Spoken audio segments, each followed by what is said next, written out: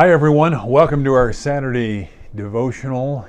Today I'm inside my office. Outside the day I'm filming this is rainy and cold and windy, and I didn't want to melt, so I came into the office to do the devotional. But the good news is we got a great passage of Scripture. One of my favorites really for this time of year, which is of course the beginning of Holy Week on the Palm Sunday weekend.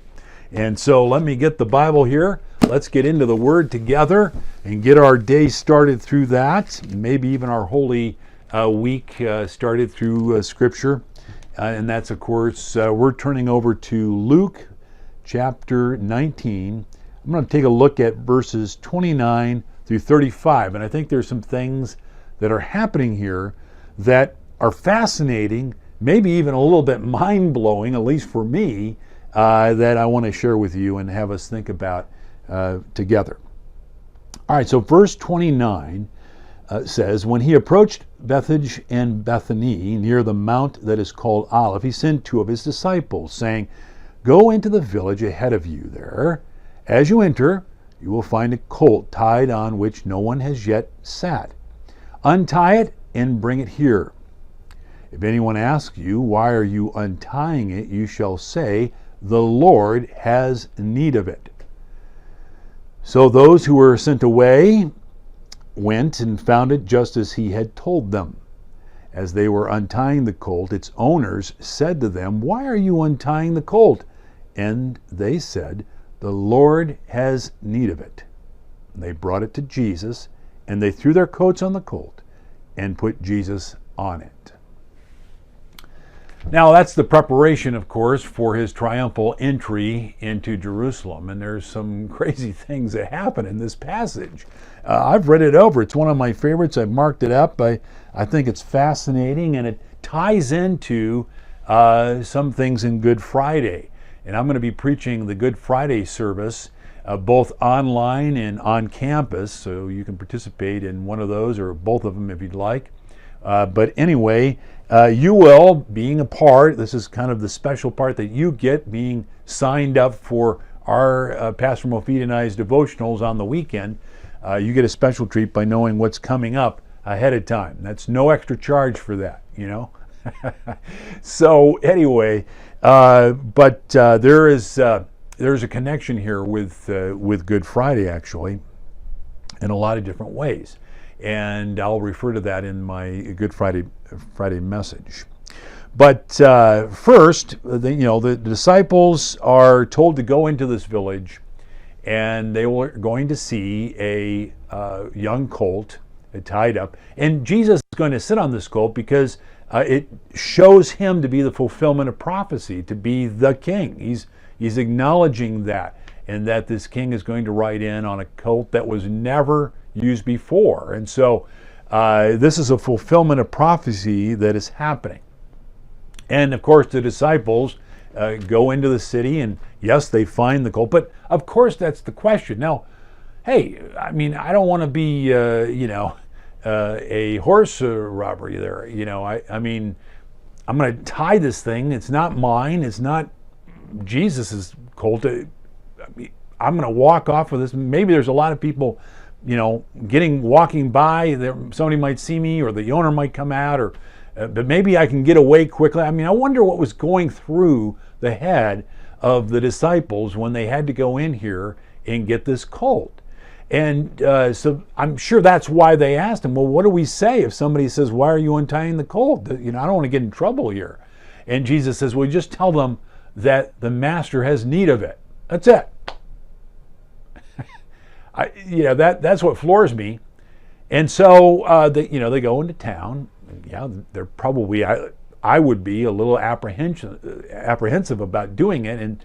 And then here they go, they untie this colt, and sure enough, it says the owners, plural, come out and say, what are you guys doing? Why are you untying? Why are you taking our animal here? What's going on? And then they reply exactly what Jesus told them. They say, the Lord has need of it. And then the next verse, in verse 35 there, goes right into, they brought it to Jesus. Apparently, these owners, more than one, I don't know how many. There was this, and that would have been confrontative with the disciples there. I don't know, maybe two. There were, two of the disciples were standing there. So maybe there are 2 or 3 guys. Is there going to be a fight? What's going to happen here? And but apparently those owners, whoever they were, let that animal go. And the next verse we have, they're giving it to Jesus, and they're putting Jesus on it, and off they go into the triumphal entry of Palm Sunday. And that always fascinated me. Who were those guys? Who were those owners? We're not told in Scripture. Now, on Good Friday, I'm going to be preaching about Simon of Cyrene coming into the gate of Jerusalem at exactly the same time that Jesus falters carrying the cross. And he, falls down, and of course the Roman soldiers seize Simon, and put the crossbeam on him, and he has to follow Jesus up the route to Calvary, carrying this 100-pound crossbeam. Now, it's interesting because in that event, Luke tells us who it was, Simon of Cyrene.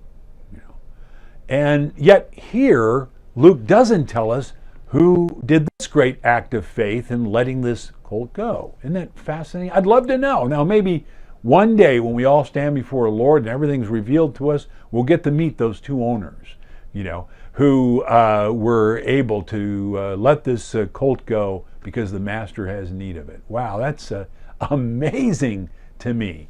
And what stewards they were of what they had, how that connection was made, we don't know. But I think in our understanding of this Scripture and how it applies to our life and thinking about our own lives and so forth, I think it causes us, at least it does for me, to think about and to imagine and to be open to the movement of the Spirit, to hear God in it, that He may need the resources that I have for His work. And when the Master has need of it, I've got to let it go.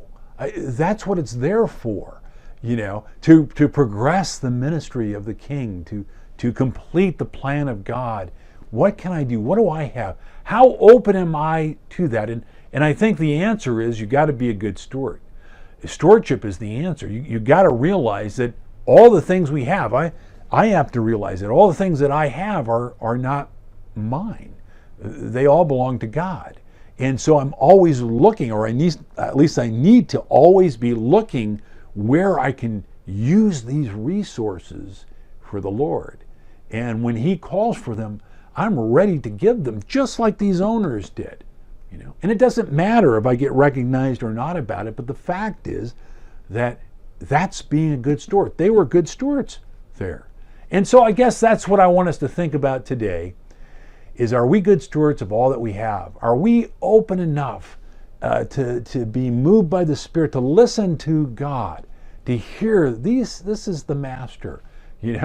That's our challenge, really, I guess, today, is to be thinking about all that we have it belongs to God, and when He calls for it, we will be able to hear it and be good stewards to give it, so that the plan of God can move forward. All right, well, good, and I look forward to next Saturday being with you. I look forward to Good Friday and preaching that message, and I invite you to tune in to be a part of that as well, or come to the campus and be a part of worship together as we look at someone else who was very moved in the Spirit and also played a big part in the message. Someone who we know specifically being Simon. And why did Luke mention his name? And why did he have to carry Christ's cross? And how does that all apply for us? I'm going to be bringing that up in the Good Friday message. So make sure you're a part of that. And then I'll also see you next Saturday.